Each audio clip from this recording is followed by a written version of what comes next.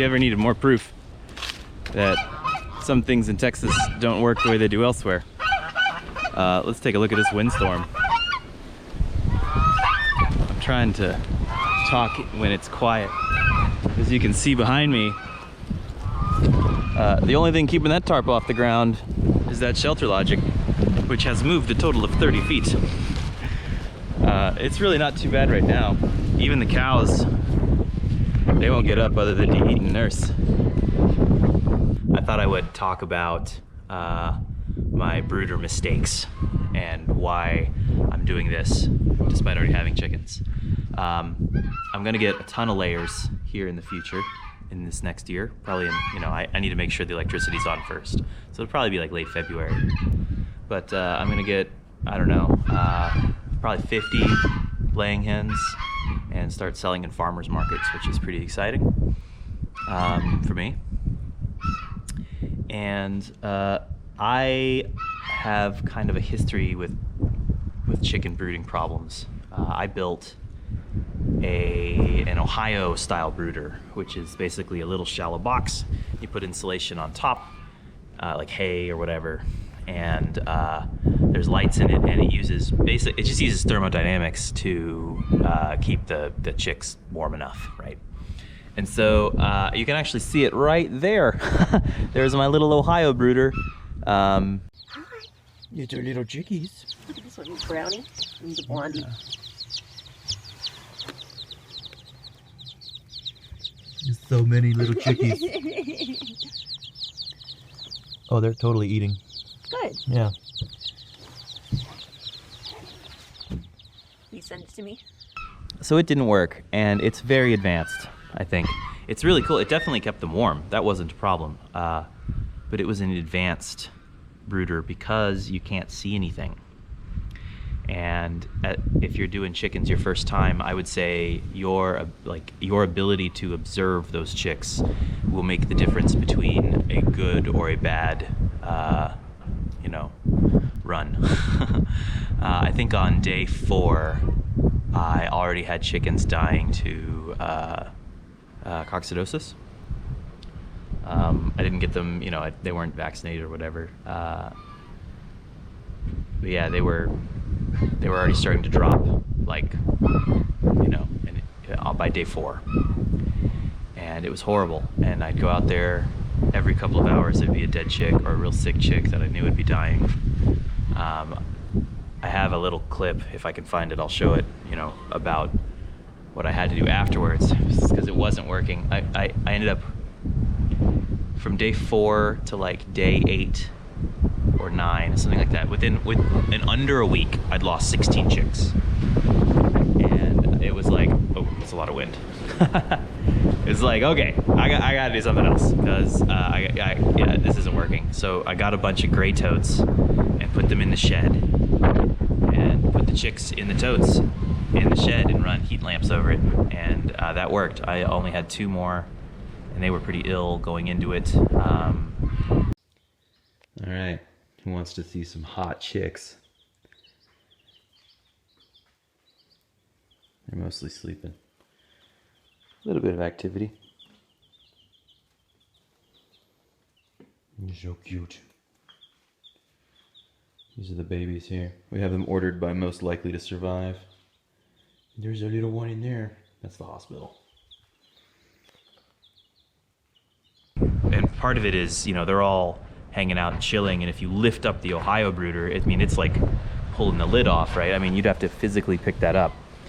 And so they'll all scatter, and so you can't really tell if they're not doing well. You can't tell if they're lethargic or if they're wet or whatever. And so it was just too advanced for me.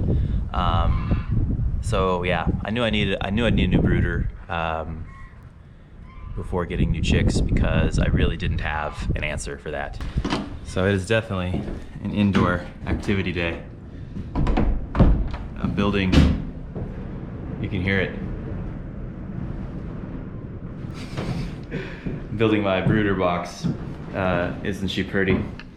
I'm gonna do that real quick, and then kind of tell you about it. I'm almost done. So.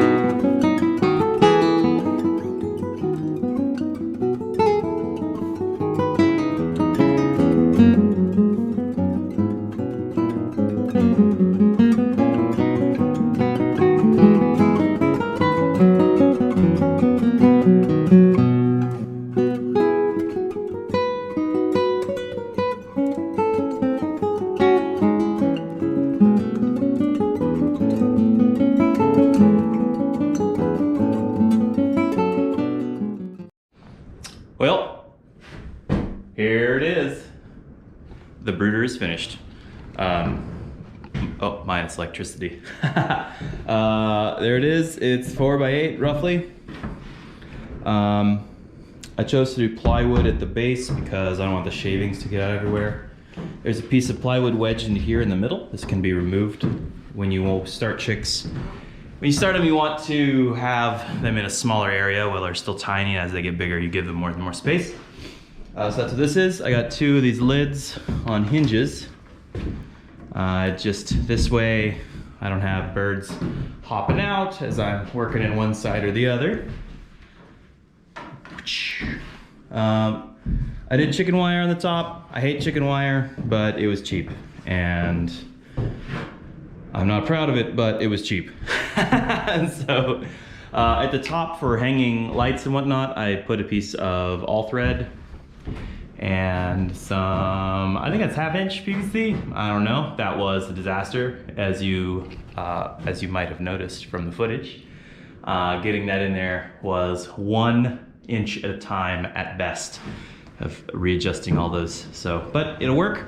I'm gonna have power put in probably on this wall, like right here, maybe over there somewhere. And I can run lights up and hang them down. I used a combination of fence nails and lathe screws because that's what I had. I normally, when I do this thing, I like to get those metal strips. You know, they're near like the Simpsons strong ties, but they're just like long metal strips. And you can put them across the whole run and fasten them down with screws. And that distributes all the screws across the load. It also, like, you don't have any frayed edges because you just have a plate going across the lip. So that's really nice. I would have done that. The whole thing is attached to the wall with just a screw here and a matching one over there. So the whole thing can just be pulled out and scrapped or expanded and changed. I have a long history with chickens, so I feel like maybe I'm gonna want to change this in the future. So that's a little bit of future-proofing in mind. So this is just plywood covering. Like there's a 2x4 that runs across the width where the hinges are screwed in, and I just kind of etched this out. The reason I did that is so that these hinges can go all the way up and rest. See, they rest very nicely there. They're tipped back ever so slightly past 90 so they stay in the open position. That's really important in hinges. Anything past 90 and it'll stay open, but if it's here, you know, it's gonna fall down. So you gotta get it at least there. So when you're futzing with your hinges, make sure it sits on the hinges, and that way it'll go back as opposed to sitting flush. This isn't a swinging door. So, okay. Yeah, all right, so I plated the back there for this reason, and then I just filled it in because I didn't want birds as they get bigger to jump out here, because there was, you know, a 7-inch hole. Cool, what else? There's a lip in the front. This is intentional so that I have something I can use as a lever, you know, like a handle to get it up and down. They are very lightweight. I didn't do any sort of corner bracing or squaring, and that's because it doesn't matter. It's not like there's going to be any load on it, and most of the time it's just going to sit like that with little birds underneath, and it's only for, you know, 8 weeks at the most, and then they're going outside. So yeah, so I didn't feel like it was all that necessary to make these lids super great. I really wish, the one thing is, like, I wish I hadn't used fence nails. I knew not to, but I just didn't have enough. I didn't have enough of any other material to get by. Like, I didn't have enough to just use lathe screws. And you see it's split a couple times here. It followed the grain going around this knot, and it's split there. I got a couple unfortunates like that. But however, again, it doesn't matter because, you know, chicken wire isn't for keeping predators out or for being durable. It's just to keep chickens from jumping out, getting over there in my feed. Cool.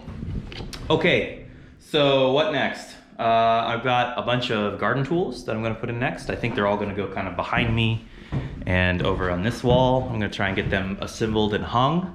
And tomorrow I have to make do with the wind. Let's give you one last action shot here. See, it completely pulled that tarp up.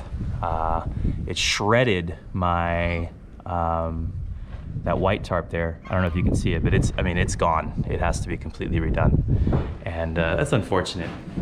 That's yet another thing, you know, when you use tarps, here in Texas, you really got to strap them down. I mean, like, just the grommets on the ends and corners are insufficient. The wind here can be extreme. Extreme. So, man, you want to watch Melissa scratch her face? Oh, of course she stops doing it. There you go. Oh, good cow.